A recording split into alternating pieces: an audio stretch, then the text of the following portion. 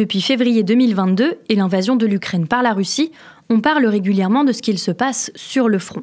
Mais il est difficile de savoir ce que devient la population restée dans les régions annexées. Cette semaine, nous vous faisons donc entendre les voix de ces habitants dont la vie a basculé. Je suis Charlotte Baris et vous écoutez Au cœur de l'Ukraine occupée, une série originale de La Loupe, le podcast quotidien de l'Express. Épisode 1, Effacer les Ukrainiens.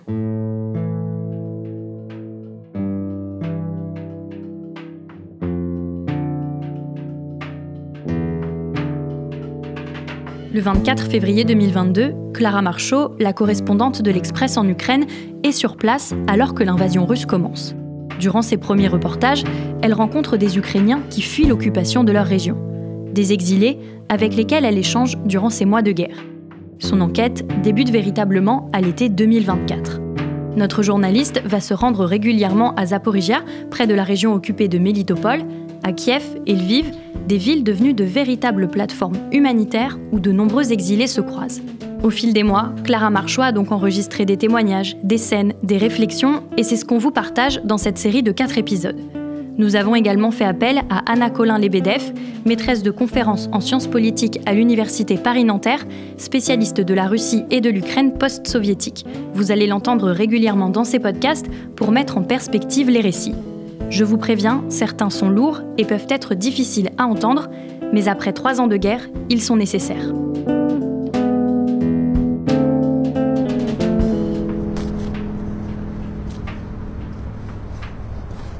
À l'été 2024, je suis à Kiev et je commence à enquêter. Se rendre dans ces régions occupées pour comprendre comment vivent les Ukrainiens, c'est presque impossible pour les journalistes. Alors, j'explore d'autres pistes, et notamment les réseaux sociaux russes, le Rutube, Vkontakte, les équivalents de YouTube et Facebook. Là, je tombe sur ZaTV, la télé locale de la région de Zaporizhia qui a été prise par les Russes. Tu as derrière toi un peuple qui te considère comme un héros. Tu as la vérité avec toi. Notre foi est avec toi. Tu es le défenseur et le libérateur. Une personne simple et modeste, mais pour beaucoup, tu es le seul espoir pour l'avenir. Tu es un modèle, un vrai patriote qui n'a peur de rien. Tu es un guerrier russe. On y voit des publicités pour s'engager dans l'armée russe et même des reportages sur la vie sous occupation. Vous regardez la chaîne ZaTV, je m'appelle Tatiana Fish, bonsoir. Au sommaire. L'application des lois russes dans les nouvelles régions se poursuit. Les fonctionnaires proposent des conseils pour les démarches administratives. Les chasseurs peuvent désormais récupérer leur permis dans la région de Zaporizhia. Dans la ville balnéaire de Berdiansk, des cours de catamaran ont eu lieu pour des personnes handicapées. Ces images positives d'une vie qui continue normalement, elles ne collent pas vraiment avec les récits ukrainiens que j'entends depuis des mois.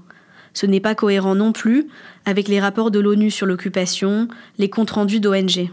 Pour y voir plus clair, il faut aller juste à côté du Donbass, à Zaporizhia, tout près de la ligne de front, où beaucoup d'habitants des territoires occupés ont trouvé refuge. J'ai par exemple échangé avec Lubov. C'est son nom d'emprunt. C'est une petite dame d'une 40aine d'années. Elle est stressée quand je la rencontre. Elle vient avec un petit paquet de documents et de photos. Elle a toujours vécu dans une petite ville près de Melitopol, à 1 heure de route à peine de notre lieu de rendez-vous. Elle ne peut pas y retourner. Sa maison est sous occupation. La présence russe dans sa ville, Lubov l'a remarqué comme beaucoup d'Ukrainiens en février 2022, lorsque des chars flanqués d'un Z ont traversé les rues. Elle me raconte que l'usine où elle est employée est rapidement réquisitionnée. Son fils tente de fuir, mais il est enlevé à un checkpoint par les soldats russes. Après 1 an sous occupation, Lubov décide de rejoindre l'Ukraine libre.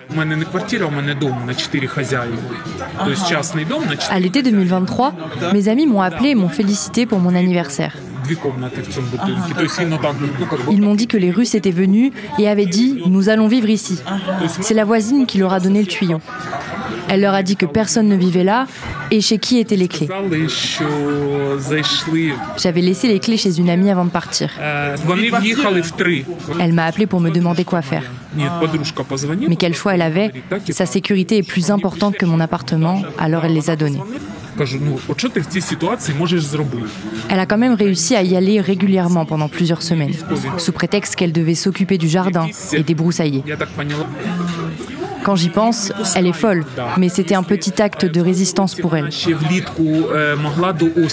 Un jour, à l'automne, elle ouvre le portail avec ses clés et se retrouve nez à nez avec un nouveau soldat, son fusil d'assaut à la main. Il y avait eu une rotation. Il lui crie « Vous êtes qui, putain? Qu'est-ce que vous foutez là? Je suis l'ami de la propriétaire, je viens faire le jardin. Partez d'ici ou je vous tire dessus. » Depuis, je ne sais pas trop ce qui se passe chez moi. Je l'ai appelé vendredi. Comme on ne peut pas tout dire par téléphone, je lui demande si mes locataires sont encore là. Elle m'a répondu oui, oui.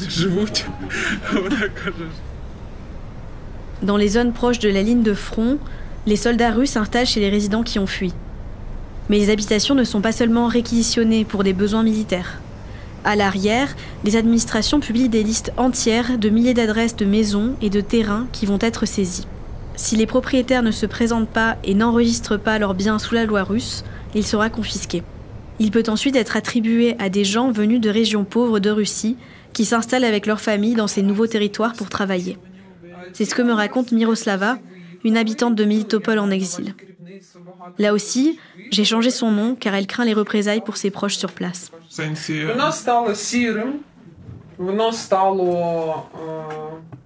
Notre ville est grise, c'est une ville morte. Elle a toujours été bouillonnante. Il y avait beaucoup de monde, des touristes qui passaient constamment par chez nous pour aller en Crimée.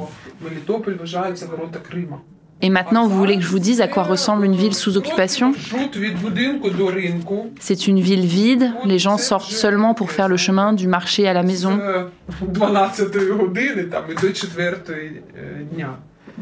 Avant, on pouvait se balader. On se sentait libre, mais maintenant, ce n'est plus le cas. Tout le monde a peur. Tout le monde. Les gens sortent seulement avant 16 h, avant la tombée de la nuit. Dans les rues, il y a beaucoup de militaires. D'abord, ils sont venus seuls, et puis ils ont amené leur famille. Ces soldats, on évite de les croiser. On ne sait pas ce qu'ils ont dans la tête. Alors les gens préfèrent ne pas sortir.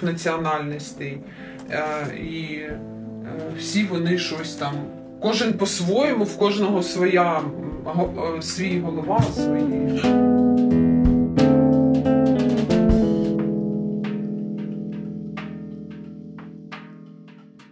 L'installation de l'État russe sur les territoires occupés, Anna Colin-Lebedev, intervient en contexte de guerre, après des combats, après une situation où en fait un grand nombre d'Ukrainiens sont amenés à partir. Donc on a effectivement des territoires qui se sont vidés d'une grande partie de leurs habitants. Et donc l'État russe qui cherche à s'installer, et je pense qu'il y a quelque chose d'exceptionnel dans la manière dont il cherche à s'installer sur ces territoires occupés, eh bien ma foi, il a besoin de recréer des conditions d'une nouvelle normalité, et il a aussi besoin de consolider un contrôle sur le territoire. Et on consolide le contrôle sur le territoire par plusieurs manières, par l'installation d'institutions, par un certain nombre d'éléments symboliques, mais aussi par l'arrivée de nouveaux occupants qui, eux, je dirais, sont jugés comme politiquement plus fiable par l'État russe. En réalité, on a peut-être même des analogies historiques possibles qui renvoient à l'époque de l'Union soviétique et notamment de la période stalinienne, en amont de la Seconde Guerre mondiale et à l'occasion de la Seconde Guerre mondiale. La Russie, en fait, s'est appropriée toute une série de territoires qui avaient été vidés de leurs habitants dans le cadre des répressions. On réprime, on déporte ou on emprisonne une partie de la population et on invite de nouvelles populations à s'installer. Ça a été le cas, si on parle du territoire de l'Ukraine, par exemple, au moment de la Seconde Guerre mondiale, après que la Crimée a été vidée de sa population tatare.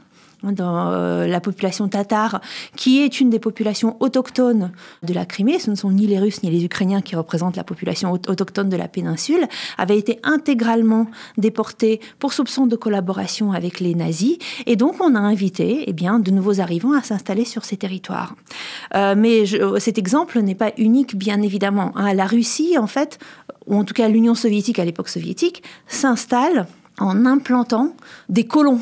Et je dirais, si on écoute par exemple l'historien russe Alexandre Etkind, c'est une politique que la Russie conduit depuis l'Empire russe, où en fait son expansion, notamment dans les territoires au-delà de l'Oural, les territoires de Sibérie ou les territoires du sud du pays, se passe également par une sorte de colonisation et d'implantation de populations venant d'autres régions de Russie pour installer l'assise. Dans l'immeuble de Miroslava, la moitié des 15 appartements sont vides. 2 d'entre eux sont maintenant occupés par des soldats russes. Absolument tous les témoins que j'ai rencontrés parlent de ce changement démographique. Certains de ces nouveaux venus étaient même là avant la guerre, surtout à Melitopol où il y avait une importante base militaire. L'un des habitants de cette ville m'a par exemple raconté qu'un voisin étrange avait emménagé à l'hiver 2021 sur son palier. Le 24 février 2022, il l'a vu sortir de chez lui en uniforme russe. On ne déplace pas de force les Russes dans de nouvelles régions, mais on leur fait des propositions d'installation et notamment des propositions d'offres de logement. Anna Colin-Lebedev. D'offres d'opportunités professionnelles. Pour les entreprises, par exemple, si l'on parle de la situation contemporaine, des conditions d'exercice plus avantageuses que sur le territoire de la Russie russe. Donc vous avez différentes déterminantes. Alors pour la Crimée annexée en 2014, par exemple, l'une des déterminantes était assez originale. En réalité, ça n'avait jamais eu lieu auparavant. C'était l'élément climatique. Vous avez un grand nombre de Russes qui sont allés s'installer en Crimée parce que la Crimée figurait l'espace méditerranéen de l'Union soviétique, l'endroit où il faisait bon vivre, où il y avait de la douceur, des bons aliments et une mer chaude. Ces Russes qui remplacent les Ukrainiens, Kiev estime qu'ils sont des centaines de milliers. Mais le phénomène est difficile à quantifier. D'après les récits d'habitants qui les ont quittés, les territoires occupés semblent même vides. Plus de 6 millions de personnes vivaient dans ces régions en janvier 2022. Depuis, au moins 3 millions ont fui d'après les rapports de l'ONU. Mais pour la Russie, changer le visage de ces régions ne passe pas seulement par le remplacement des habitants. Visuellement, la présence ukrainienne est effacée et les villes sont transformées en provinces russes. Miroslava, qui travaille dans la culture, m'a raconté très émue comment les Russes détruisent toute trace qui rappelle que l'Ukraine a un jour été là.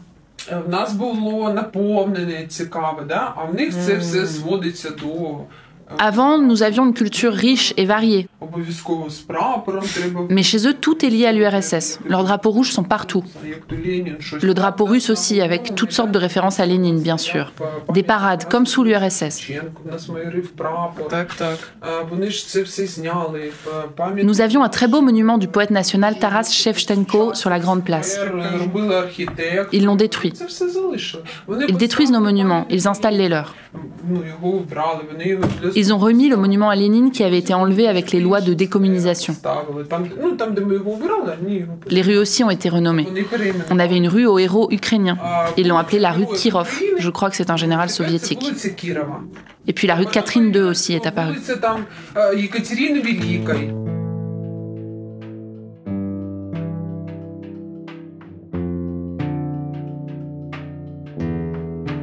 Parmi les témoignages, on me raconte aussi que les enseignes russes ont évincé les magasins ukrainiens. Depuis le 1er janvier 2023, seul le rouble est accepté et même l'horloge est passée à l'heure de Moscou. Alors c'est vrai, les changements de signalétique et la russification de la signalétique Anna Colin-Lebedev a été extrêmement rapide. Elle suivait tout de suite l'entrée de l'armée russe dans ces territoires. Il s'agissait de signifier qu'on était désormais en territoire russophone. Mais depuis que ces régions ont été officiellement annexées par la Russie, intégrées dans la Fédération de Russie, cette intégration a été validée dans des changements constitutionnels et que donc on est, du point de vue de la Russie, sur le territoire de l'État russe et pas du tout sur un territoire contesté, eh bien il s'agit de marquer cette possession par tout ce qui relève du signal dans l'espace public qui vous signifie qu'on n'est plus du tout en Ukraine et qu'on est complètement en Russie. Les monuments, à mon avis, ça renvoie un peu à une autre dimension. Il s'agit de souligner, je dirais, la similitude de ces régions ou l'identité de ces régions qui seraient en fait profondément russes et ils auraient été intégrés à l'Ukraine par erreur et donc quelque part l'État russe cherche à redonner une sorte d'identité intrinsèque à ces régions, ce qui est complètement paradoxal étant donné que les régions annexées, je pense notamment à cette partie des régions de Kherson et de Zaporizhia, étaient peuplées par une population qui se déclarait très massivement appartenir au groupe ethnique ukrainien. Lorsqu'en 2014, la Russie installe son pouvoir directement en Crimée et indirectement dans les républiques de Donetsk et de Lugansk, vous avez un certain nombre d'habitants locaux qui sont, je dirais, peut-être déstabilisés par la situation, mais satisfaits notamment de la hausse de salaire et de la hausse de retraite qu'apporte l'arrivée de la Russie. Parce qu'effectivement, ces versements publics sont très modestes dans une Ukraine qui n'est pas très riche, plus élevés en Russie. Il y a un certain nombre de primes en plus qui leur sont données pour acheter leur loyauté. Et c'est un élément, je dirais, déterminant. C'est-à-dire qu'un certain nombre de gens n'approuvent pas, mais disons acceptent cela en raison des conditions de vie qu'ils pensent meilleures. En l'occurrence, cette hausse des salaires et des retraites s'est combinée avec une hausse des prix considérable et donc a rendu, je dirais, a un peu annulé le bénéfice qu'ils anticipaient. Mais aujourd'hui, je pense que dans les territoires nouvellement annexés, les bénéfices que la population locale peut tirer de la présence de la Russie est paradoxalement très faible. C'est-à-dire que les bénéfices sont là pour les outsiders, pour les Russes qui arrivent, qui peuvent en tirer un certain profit. Pour la population locale, outre le danger, outre le contexte répressif, outre la difficulté de devoir manœuvrer dans un nouveau système, eh bien, ma foi, l'État russe ne leur offre pas beaucoup de carottes et par contre pose beaucoup de bâtons. Pour que ces territoires occupés soient une partie intégrante de la Russie, il faut s'attaquer aux institutions. Ce sont maintenant 5 nouvelles régions russes. La Crimée annexée, les républiques populaires de Donetsk et de Luhansk, et les oblasts de Zaporijjia et Kherson. La Russie met tout en place pour répondre aux besoins de la population. Ministère, caisse de retraite, centre des impôts, et même un service forestier.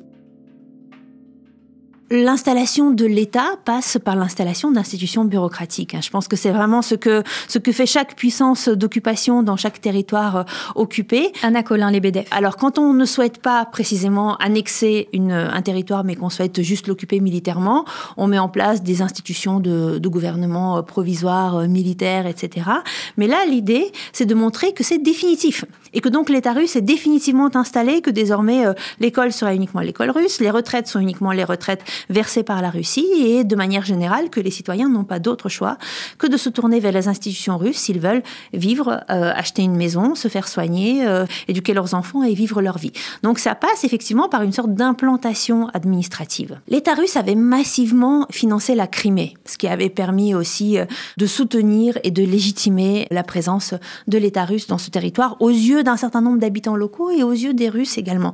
La Crimée est systématiquement soit la première, soit la deuxième région les plus financées par l'État central, par l'État russe. Beaucoup moins d'argent, et je dirais surtout beaucoup moins d'argent visible et contrôlé, sans doute, a été donné aux républiques séparatistes de Donetsk et de Lugansk. Mais là, je parle prudemment en me disant, précisément, ce sont toujours des transferts financiers opaques, dans la mesure où officiellement l'État russe n'avait rien à voir avec ces territoires. Aujourd'hui, l'État investit à la fois directement et indirectement dans les régions qu'il annexe. Soit il investit directement en finançant un certain nombre de projets, soit il incite très fortement les régions à parrainer la reconstruction de ces territoires, les régions de la Fédération de Russie, sur leur propre budget. Et donc là, c'est plus vraiment l'État qui intervient. Ou pareil, il incite très très fortement les entreprises à investir dans ces territoires. Et si elles refusent d'investir dans ces territoires, ma foi, elles auront quelques problèmes chez elles, sur les lieux de leur siège. De toute manière, c'est le Kremlin qui contrôle la totalité des nominations, le mode d'action et les sanctions. Je dirais que ça renvoie quasiment à une politique généralisée en Russie, qui est d'envoyer comme représentants de l'État dans des territoires éloignés des personnes qui n'ont absolument aucun lien sur ces territoires, en considérant que si elles n'ont aucun lien avec le territoire, elles ne vont pas être, elles vont être plus loyales au Kremlin qui les nomme. Donc, exception aujourd'hui à cette méthode de gestion, avec cette petite différence. Vous voyez, quand on envoie un gouverneur dans une région des profondeurs du grand territoire russe, c'est pas la même chose que quand on envoie un gouverneur dans une région où il sait pertinemment qu'en arrivant, il va peut-être faire l'objet de tentatives d'attentats, d'assassinats, et qu'en tout cas, il va pas du tout être bien perçu par la population locale. Donc, il est assez difficile en réalité, d'après les témoignages que nous avons pour l'État russe, de s'installer sereinement dans ces territoires parce que, ils ne sont pas très bien reçus. Dans chaque ville et village, le Kremlin s'appuie sur des militaires, mais aussi sur des gouverneurs et des maires autoproclamés, parfois des Russes, mais souvent des locaux.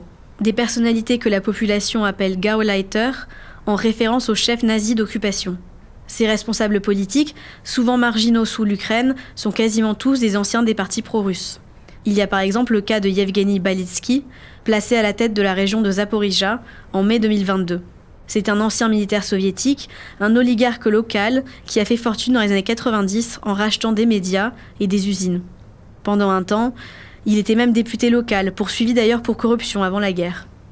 Aujourd'hui, Yevgeny Balitsky dirige la région d'une main de fer, comme il le raconte à une blogueuse russe. Nous avons expulsé un grand nombre de familles. C'était très difficile de le faire. Nous avons expulsé ceux qui, d'une façon ou d'une autre, ne soutenaient pas l'opération militaire spéciale, ceux qui insultaient le drapeau, l'hymne russe ou le président de la Fédération de Russie. Nous les avons expulsés par familles entières, car nous avons compris qu'il s'agissait de personnes que nous ne pouvions pas faire changer d'avis et qu'il fallait s'occuper d'eux de manière encore plus dure. Dans ces territoires occupés, les Russes fabriquent une véritable façade Potemkin. Mais derrière cette image, les difficultés quotidiennes sont nombreuses pour les Ukrainiens après 3 ans d'occupation. La suite du récit de Clara Marchot et les témoignages qu'elle a recueillis, ce sera dans le prochain épisode de cette série. Si ce que vous venez d'écouter vous plaît, laissez-nous des commentaires ou des étoiles sur les plateformes d'écoute de podcast, par exemple Spotify, Castbox ou Podmust. Au cœur de l'Ukraine occupée est une série originale de La Loupe, le podcast quotidien de l'Express, réalisé par Jules Cros.